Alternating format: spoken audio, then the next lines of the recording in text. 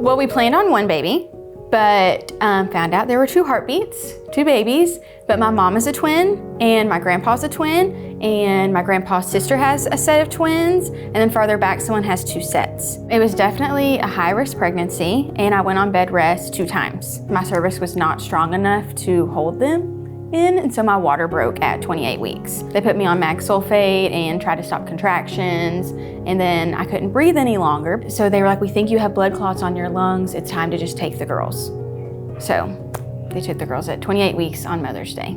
For the first day, she is up in the ICU on a ventilator, strapped to the bed, not able to see the girls. I was just kind of impatiently waiting there and asking him questions, just every chance I could get about the girls, and then getting pictures. 2 days you were in there. And then once I was moved to the maternity ward, I was able to take the wheelchair to see the girls. I wasn't able to hold them the first time I met them either. I could only just touch their little finger. And it was just crazy how little bitty their hands were. They were still having Brady's at that moment and just not stable enough to really be taken out and held yet. So a bradycardia event is an event where the heart rate goes below 80. Because a normal baby heart rate is like 120 to 160.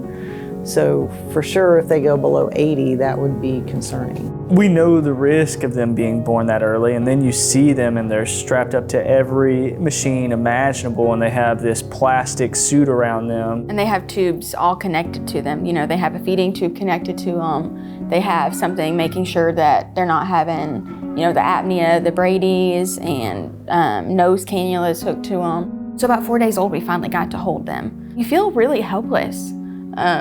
You don't get to take care of your own baby. Someone else is taking care of your baby. So just getting to hold them is just a blessing.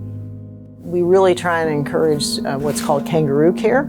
So that's where we do skin to skin with the babies on her chest, either mom or dad. And that really helps with bonding and helps with the babies tend to regulate their heart rate and their oxygen really well while they're doing that, I think because they like it. We were really lucky we didn't have to go to a different hospital. And at one point we did think we were gonna have to go to Dallas, and we were like, what are we gonna do? Is one of us gonna stay here with Emma and the other one go to Dallas with Lily and stay for, you know, months at a time? Lily was the one that ended up having more issues.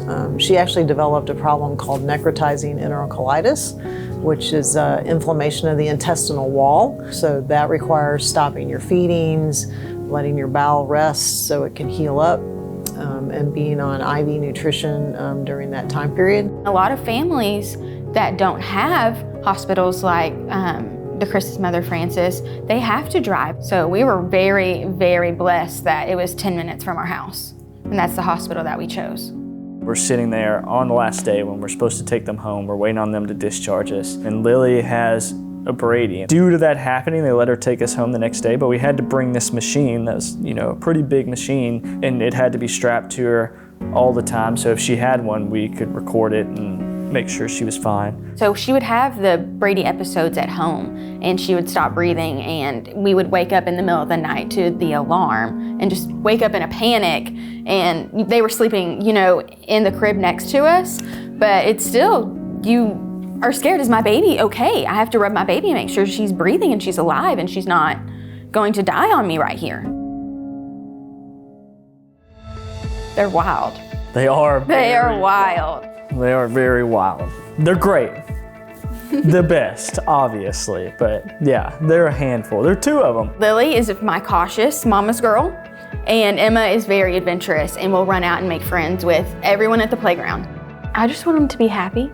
So I want them to be in everything they want to be in and be strong little girls. You know, a lot of NICU babies have issues that we don't have to deal with, and that's a blessing for us that a lot of babies walk out with something that they're dealing with, that they're carrying with them, that these girls didn't have to deal with. They're on the growth chart now. They're as big as they're supposed to be. But yeah, everything looks like they're gonna be just regular girls, and that's the best part of this.